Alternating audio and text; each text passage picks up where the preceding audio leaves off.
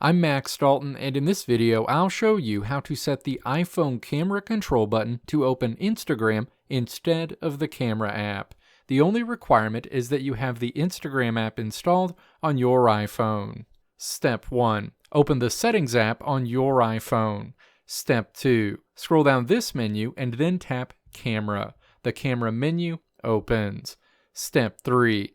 Find the System Settings section and then tap Camera Control in this section. The Camera Control menu is displayed. Step 4. Scroll down to the bottom of this menu to the section where you can choose which app opens when you click Camera Control and then tap to place a checkmark next to Instagram. The Camera Control button will open Instagram whenever you click it going forward. Let me know if this video helped you out in the comments below. If you liked what you saw here, click the video links on the right side of the screen to check out another video. Or click the logo on the left side of the screen to check out my tutorial website at www.maxdalton.how.